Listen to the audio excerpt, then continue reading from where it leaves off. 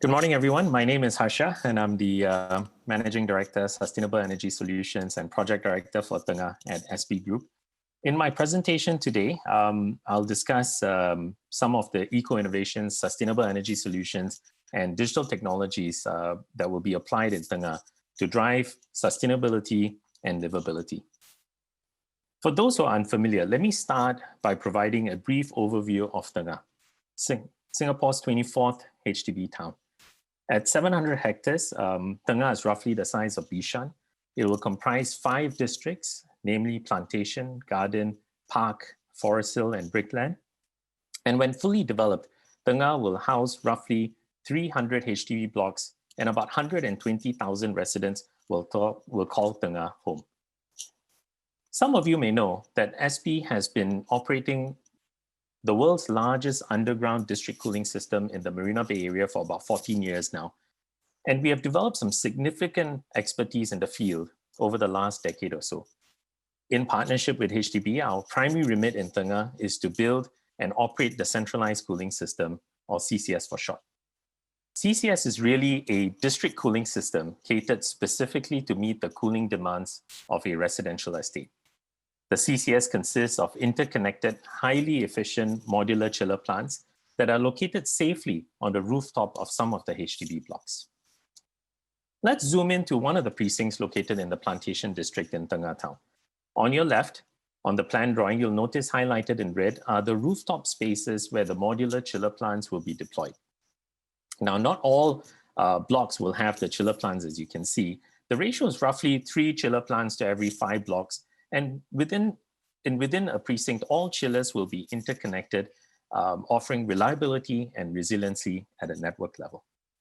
Chill water will then be transported via a piping network to all the households and supplied to the fan core units or aircon units that look quite similar to the ones that we have in our homes today. What will be evidently missing are the compressor or condenser units that we see sitting on our aircon ledges, thereby mitigating the impact of urban heat island effect. At about 38,000 RT or refrigerant tons, the CCS is roughly 60% the size of the Marina Bay district cooling system. Compared to conventional split unit aircon systems we use in our homes today, the centralized cooling system is expected to deliver efficiency gains of up to 30%. And across Tengah, this can be translated to about 30 gigawatt hour of energy savings annually that could potentially power up to 9,000 3-room HDB flats. At the end of the day, what all this means is substantial value and savings to the residents who sign up for CCS. In fact, we estimate the life cycle cost savings for residents to be about anywhere between 25 to 30%. We've been engaging the future residents of Tengah during the lease signing stage at the HDB hub for some time now.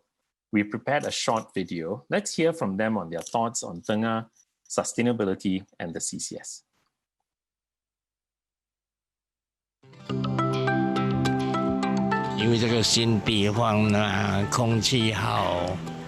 New town, new estate. I feel like Tengah is a very modern estate. Modern in the sense that it provides all the conveniences of the lifestyle now. 因为我觉得它的空气，因为它的绿化系统很好。Nearer to the nature, it's better for kids to grow up. I'll give it a 9. About 8. Maybe about 9, 10. 我可以给到9吧，因为现在的大气层已经破了嘛，对吧？所以我们更需要多的绿化，而且我们的地方很多都被破坏了。连这个地点呢，它其实保留很多森林，我觉得是很好的一点。We have to protect the environment, and I think it's very important. 干净又省得麻烦，又减少到热气。I think it's a very good initiative. 我觉得这个中央系统好的话，第一美观，第二我省麻烦，第三它会有定期人来帮你维修，省钱。I think CCS is one of the things that is one of the more exciting things for me. I know that it provides me with cost savings, but more than that, it's also the idea that I am now part of the solution to the problem, right? So reducing my own footprint, reducing the energy usage. If you have the ability to sign up for the central cooling system, you can just do it. Yeah, it's good for you and it's good for everyone. it helps save your money and save the environment. Yeah, it's good. It's good. So contrary to popular belief, no, we did not pay the residents to say what they just did.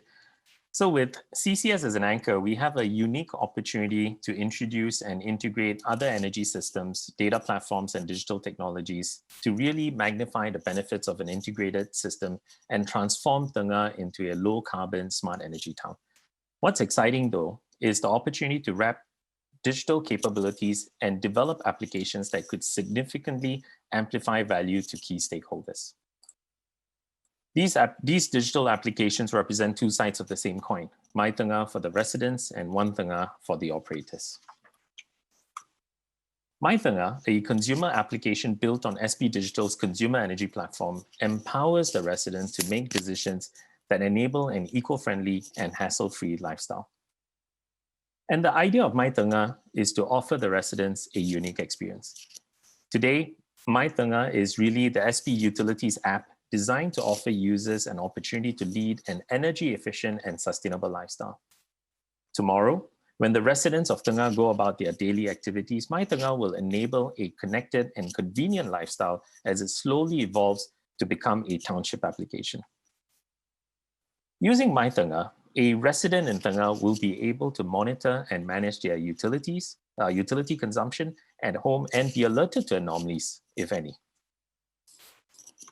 With Wi-Fi-enabled fan call units, residents can choose to use the app to manage their thermal comfort at home and operate the system remotely if needed. By using non-intrusive load monitoring techniques or NILM techniques, we could monitor the health of specific appliances at home and recommend energy-efficient products to home owners via the home marketplace.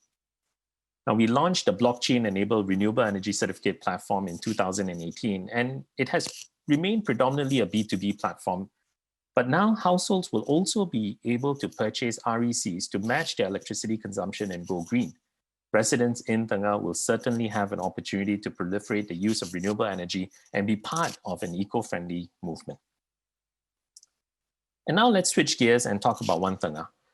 One Tengah, an enterprise application for operators, is an AI-enabled digital platform that provides centralized monitoring and management capabilities of the town's energy resources, systems, and IoT devices.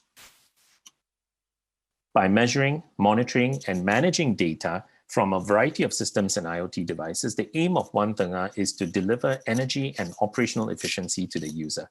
And in this case, the user is not only the municipal operator, but also SB. The following screens would help to briefly illustrate the value of One Tengah. Starting from the leftmost panel, the user will first have a near real-time view of all the energy systems that are operating in Tengah. He could double-click and drill into a more granular view that provides information at a building level, precinct level, or even at an aggregated district level. The middle panel provides an overview of the energy flow across the entire town.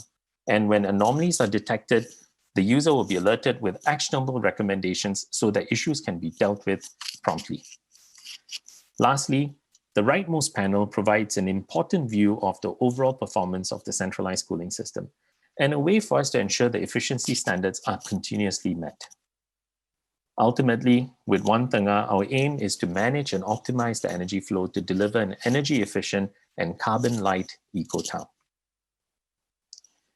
At this point, I'd like to take the opportunity to actually give kudos to the user experience and design team at SB Digital for pulling together this wonderful illustration of Tengah Town, because it really helps us to visualize the coming together of all the energy systems and applications that we plan to integrate in Tengah.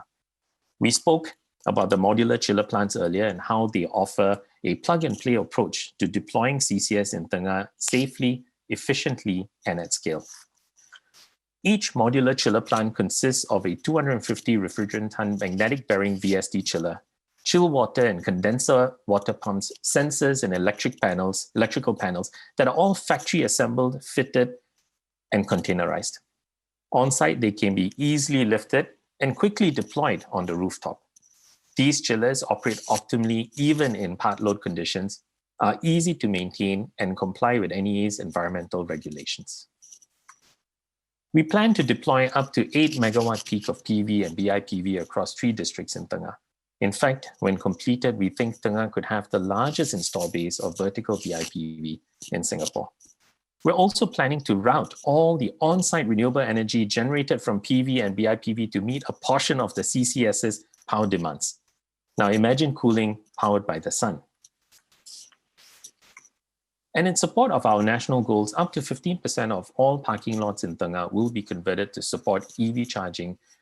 In fact, in Tengah, we are also exploring the possibility of introducing fast charging hubs for drivers who require that quick turnaround. And on that point, battery energy storage systems, or BESS for short, will be deployed to provide capacity management functions as EV fast charging demands increase, thereby reducing the burden on the electrical infrastructure.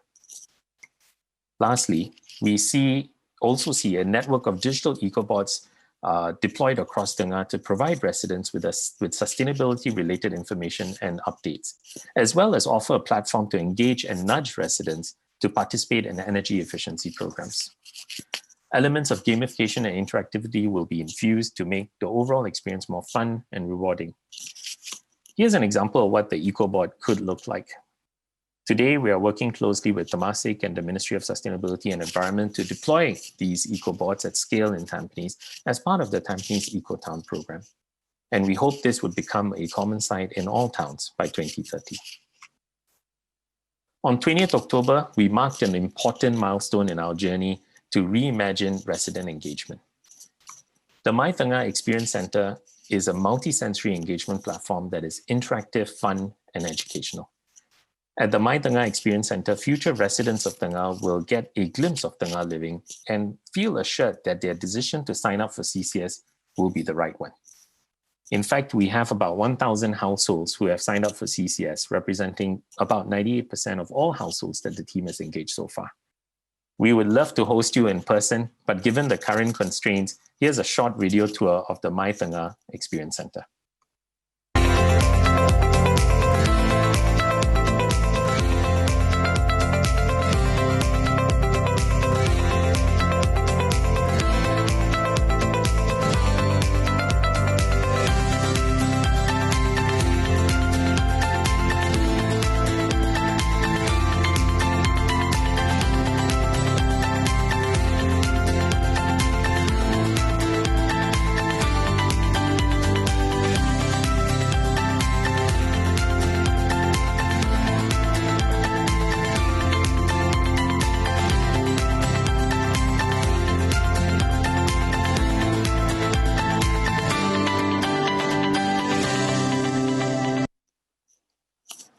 Hope you enjoyed the video. And just for this event, we've set up a page on mytengah.sg where you can make a sustainability pledge and add to over 100 pledges that we have already received. I'll just pause for a couple of seconds so that you can scan the QR code. Your pledges will be curated and broadcasted on our pledge wall at the My Tengah Experience Center. Thank you very much in advance for your support. Professor Ed Hopkins's Warming Stripes, and this is specifically for Singapore, summarizes our intent and motivation quite elegantly. We need to take action today and infuse the concept of a sustainability-first approach to the way we think about implementing solutions in Tengah or any other township for that matter. The momentum for climate action is accelerating. In 2015, Singapore pledged to reduce the nation's emission intensity by 36% from 2005 levels by 2030 and to stabilize emissions with the aim of peaking around 2030. The national target is to halve emissions from its peak to 33 million tons of CO2 equivalent by 2050, with a view of achieving net zero emissions as soon as viable in the second half of the century. We believe through collective effort and ownership with the right systems and tools at our disposal, we can play our part to mitigate climate change and advance sustainability goals together. Thank you. Thank you, Mr. Harsha. We would now like to invite our moderator, Dr. Limin Hee, Director, Center for Liveable Cities, for the Q&A. Dr. Hee, please. Thank you, Kylie, and thank you, Harsha, for your great presentation and sharing with us SP Group involvement in shaping Tengah to be an eco-smart town and how centralized cooling system can be used to introduce and integrate other systems. To get our Q&A session started, I have the following questions for you. As we all know, SP Group has done a lot of engagements with residents, and there has been a good take-up rate as reported by several media articles in the past week. And nearly over 1,000 households have signed up for the centralized cooling system. Could you share with us how such a positive outcome came about that residents are so keen to take this up? Thank you, Dr. Hee, for the question. It is indeed been extremely encouraging to see such a positive reception to the centralized cooling system that we are planning to deploy in Tengah. And then indeed, we've just crossed over 1,000 households that have signed up for the centralized cooling system. And I mentioned earlier in my presentation that represents about 98% of all the households that we have engaged. I think, to be honest, I think it's really two or three things that comes together to make this a viable and feasible option for residents. I think the first thing is that centralized cooling system itself as a product is energy efficient, it's cost efficient, and it's convenient, hassle-free, as we talked about a little while ago in my presentation. And I think it naturally offers residents the opportunity to pick up something that is going to be both energy efficient as well as cost efficient. I think that's the first thing. But secondly, I think it's also because with any good product, you also need a good team behind it. And we've got an amazing bunch of people who are absolutely passionate, absolutely dedicated in what they do. And in fact, we've got a bunch of people who are stationed at the HDB hub. And for our overseas colleagues and friends who don't quite know the local HDB hub and scene, this is where the Singaporean and young Singaporean families would go to sign their lease agreements for their new BTO flats. And we've got a team that's stationed out there, and we call them sustainability ambassadors. They are not just counter staff or salespeople, and they engage the residents. And we have started engaging the residents 2 to 3 years ahead of key collection. So it gives us a great opportunity to speak to them, educate them through a very intense process, and engaging process. And of course, with the TEC that's come online recently, I think that too helps a lot in giving residents a first glimpse into what Tengah living could look like and what kind of solutions we are able to offer in aggregate. And so with product and people coming together, it's definitely proven to be a very successful combination and mix that has driven this positive outcome. I think the last piece that I just want to touch on very briefly, of course, with cost savings and energy efficiency, energy savings, these are quantifiable and tangible. I think the contribution or the feeling of residents doing a good thing and contributing to sustainability is the other thing that has worked quite well for us. In fact, our whole narrative and the engagement philosophy has been one that is revolves around sustainability, and and how residents have a unique opportunity to contribute towards climate change, mitigating climate change, and driving sustainability. So all these three components really add up to the success that we're seeing today. Thank you, Harsha. And we have actually quite a few questions from the audience. I will just take some of these. There's a question on this will be an IoT heavy development. Perhaps you can share about the process used and challenges overcome to create a cyber secure framework. Oh, wow. Okay. With centralized cooling system being the anchor or foundational solution that we're deploying, obviously we have to build a very robust, secure SCADA network that allows us to monitor the entire system holistically across the 3 districts that we're planning to deploy centralized cooling system in. And if you saw the earlier presentation, you'll also notice that unlike how we operate a district cooling system in Marina Bay, in Tengah, you're going to see many modular chiller plants located on the rooftops of many HDB blocks. It does involve a lot of management. We have to make sure that we have a reliable and secure network in place. And of course, with SCADA in place, there's a lot of design and and understanding and early considerations that we've been able to see in the work that we have done in Marina Bay that we're going to be translating in Tengah. Now, that is for the CCS piece of it. And obviously, if we want to start monitoring a whole host of other systems and subloads, say, for example, lives, lights, on the HDB common property, and also the EV charging stations that we're planning to deploy, all these different other systems and end loads will need to be monitored effectively using a sophisticated IoT network. And of course, on that front, we will need to be very careful in the way we build a cyber secure and resilient framework so that we are able to protect the information and data that goes across. That is the second phase, obviously. The first phase is to ensure that we have the centralized cooling system deployed effectively in Tengah. Okay, we have another question on, we saw in your example, what started off as a district cooling system really began to become more of a systems innovation with renewable energy and battery storage systems being integrated.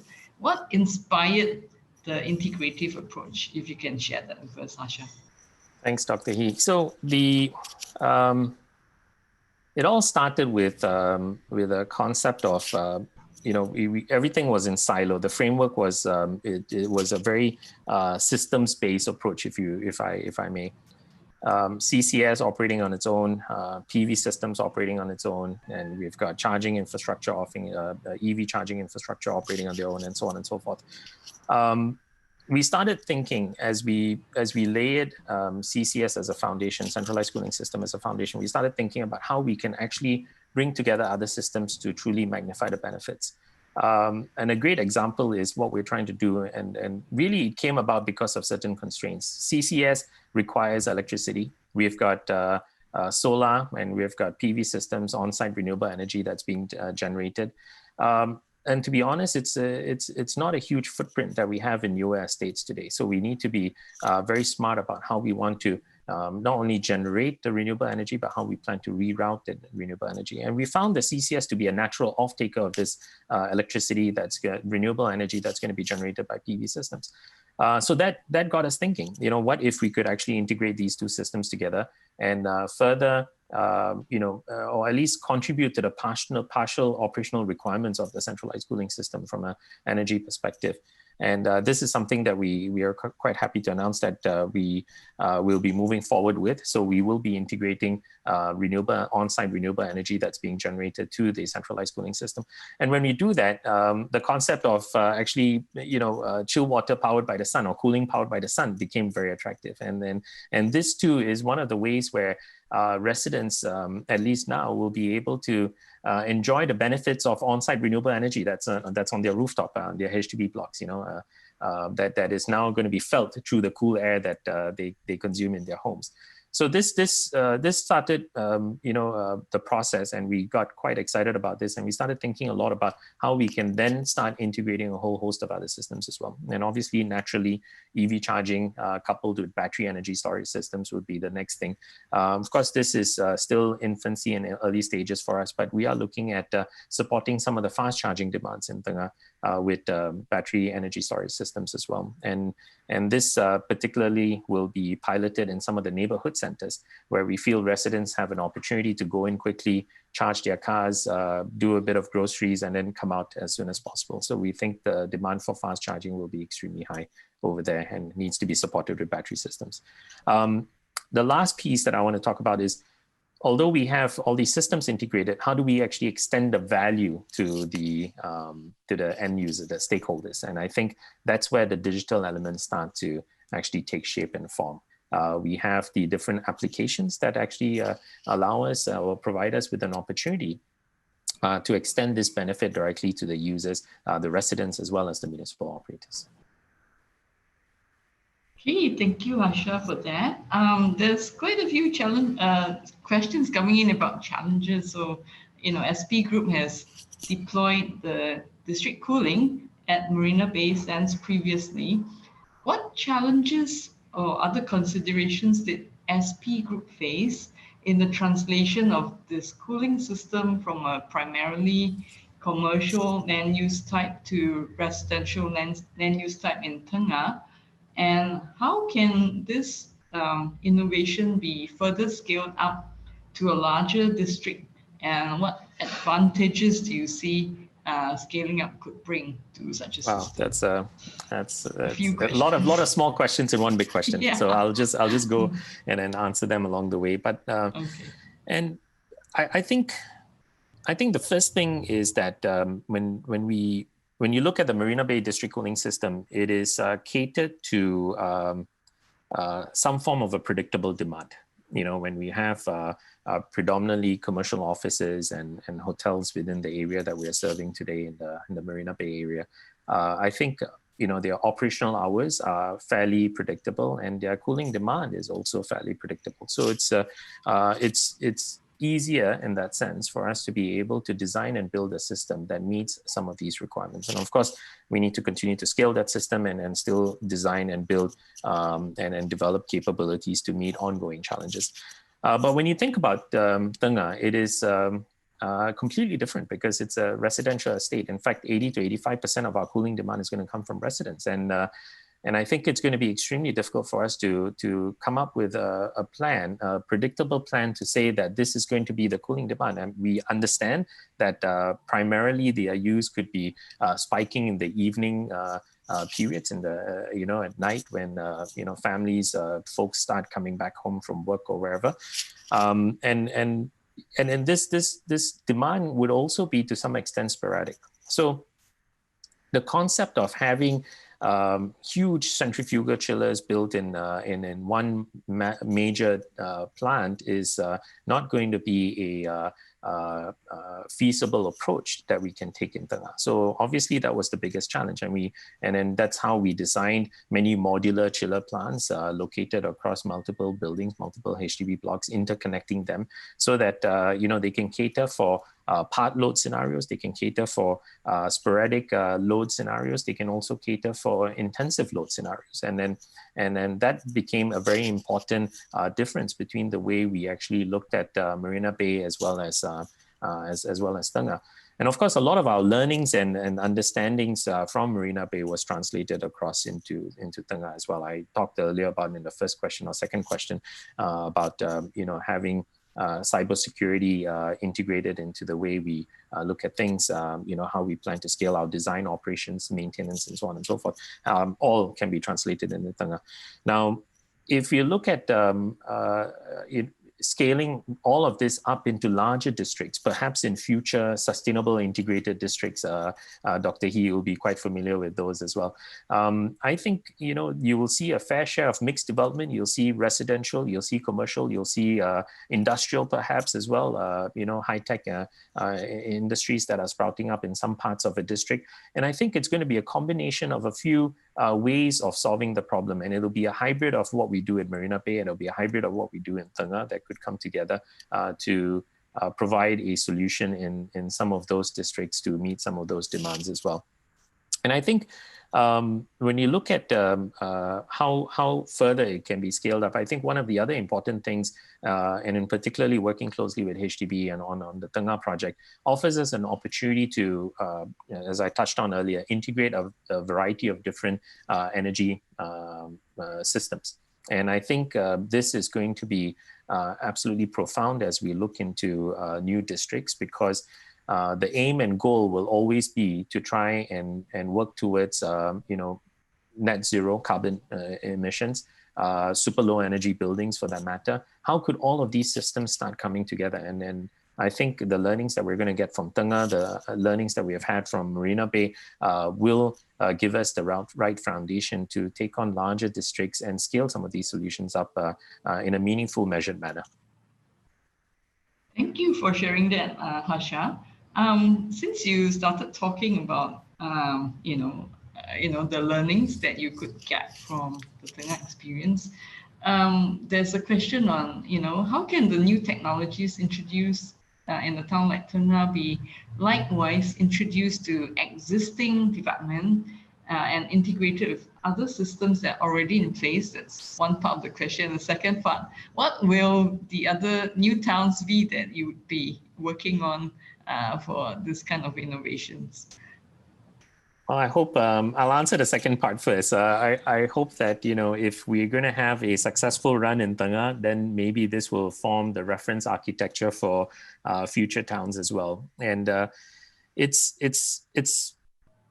great that we have got centralized cooling or cooling as a foundational product here, as an infrastructure. But there's a lot of innovation, eco-innovations that's happening around the world. There's so many companies, startups we are seeing a huge trend in startups that are very focused on driving sustainability, and building capabilities around that space. And I think it's an opportunity to integrate some of those capabilities in newer towns. And as technological advancements continue to happen and mindset maturity among people continue to develop, and in the form of how they embrace sustainability and livability into their daily lives, I think there's a huge opportunity for us to start with a reference architecture like the one that we have in Tengah, the plan that we have in Tengah, and build a whole host of other solutions on top of that. And it's not just limited to energy systems. I think, coming back to the first part of your question, Dr. Hee, I think the whole aspect of integrating or building these capabilities in a greenfield town is obviously a lot, I would say, easier, a lot easier compared to brownfield, right? And in Singapore, we have about maybe, about 80, 90% of our built environment is brownfield. And I think it's going to be extremely challenging to try and just say, let's do centralized cooling in a mature HDB town today. It's not going to be that easy unless we are going to uproot every family in every apartment and move them temporarily somewhere else and then bring them back in at a different day. I think one of the easier entry points would be the replication of some of our digital capabilities.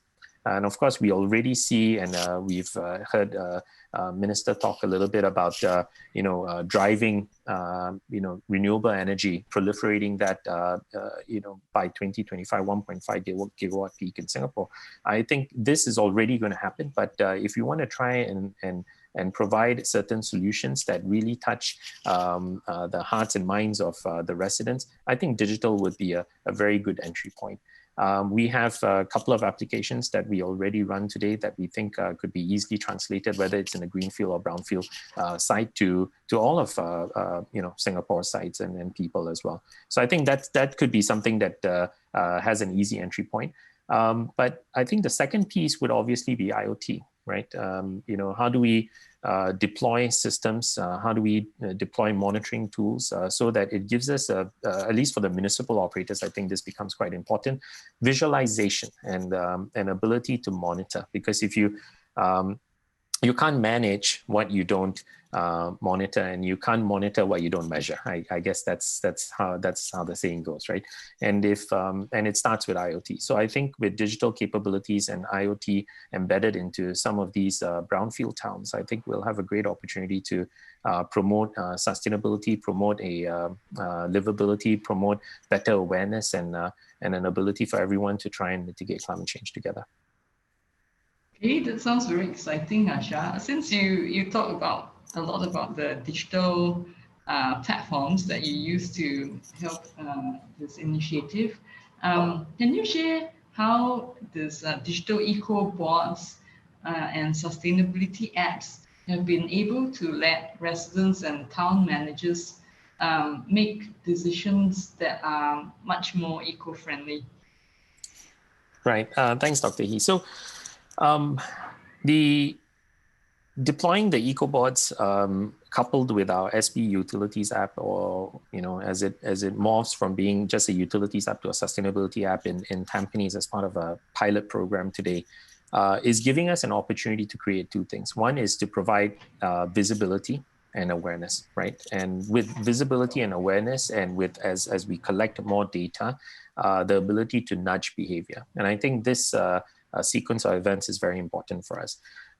We think SB Utilities app is a highly downloaded application in Singapore today. I think we have an advantage in the sense that residents, folks in households have an understanding of what this app is already. And we're using this platform to move it away from just being a utilities application that provides a view of your energy consumption at home, to how you pay your bills on a monthly basis for that matter, to one that becomes a sustainability app. And this opportunity allows us to then nudge certain behavior patterns that we want to try and drive amongst the households. I think with the visibility through the ecobots, gamification is going to be an absolutely important piece, giving residents an opportunity to participate in programs. And as they participate in programs, last year we launched what we call the Green Up program on the SP Utilities app. And it is really an opportunity for households to participate on an energy challenge on a month-to-month basis. And as they continue to drive energy efficiency, they get rewarded with green leaves, and these leaves can be later redeemed for Capita Star vouchers. We have a partnership with Capital Land, and so they can walk over to the nearby malls and exchange those vouchers and redeem some gifts. So this program has interestingly, been quite successful for us, and we've seen a lot of energy efficiency driven on the back of that. And it's really because people are becoming more aware, and we've been able to show them how that usage at home translates, to visualization, to awareness, and then to drive the behavior, a little bit of nudge with right rewards and mechanism and program built on the back of it. So I think these two things, the ecobots coming in with the SP Utilities app, really then help us to drive certain behavior towards energy efficiency, which becomes very important for us. Okay, thank you, Harsha. There are some questions about SP having introduced innovative business model for district cooling. Would you like to share a little bit about that? And this question continues to ask you about payback period. So, wow. Yeah, it's there are a few things that we're trying to do. It's not just district cooling. I think Dr. Hee, we spoke about this before as well. Just as much as we're trying to bring eco-innovations to the table, and we're trying to integrate systems and transform the way we look at the energy flow and so on and so forth, it's also the element of business model transformation. I think it's adoption levels is still a barrier today. And I'm not talking about centralized cooling in Tengah. Thankfully, that one has gotten off to a flying start. But generally, when we want to provide systems and solutions to, say, commercial real estate customers or industrial facilities, or even to municipal operators in townships and so on, there's often a barrier because there's always a question of how much it's going to cost, what's my upfront payment, and the question I get asked a lot is, if I'm going to install a bunch of devices, how much energy will that save me? And I often tell them it'll save you. How much cost will it save me? And I'll often tell them it will not save you any cost, because you're going to spend some money to install that piece of hardware. It is the information and data that you collect and what you do with it that's going to help you save some money in the future. But this business model transformation is going to be very important for us. And one of the things that we want to try and do with business model transformation is actually providing this concept of energy as a service. And I think it's not a new concept. It's been around, but and it's been around with electricity in our homes, right? So when you come back home and you turn on the light, flick on the switch and turn on the light, that's energy as a service right there for you, right? And turn on your tap and you get water, that's utilities as a service for you. What we're trying to do is extend this concept to a whole host of other systems that we have. And we can do that if we're going to be able to layer applications on top of it.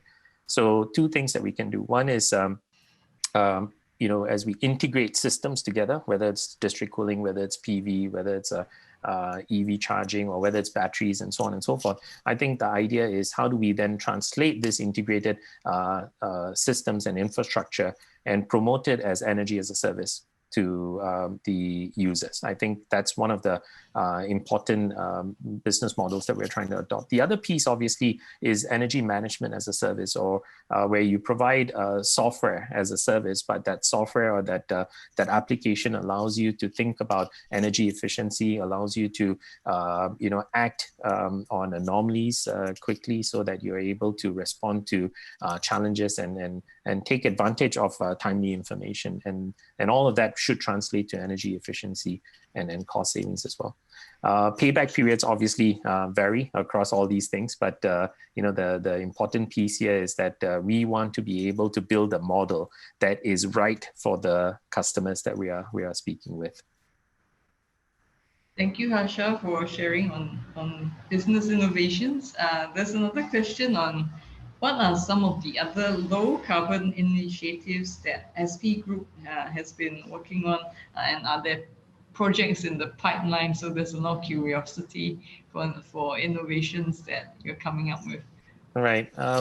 There's a whole host. We've got actually an innovation sort of center where we showcase a whole host of future energy solutions and innovations.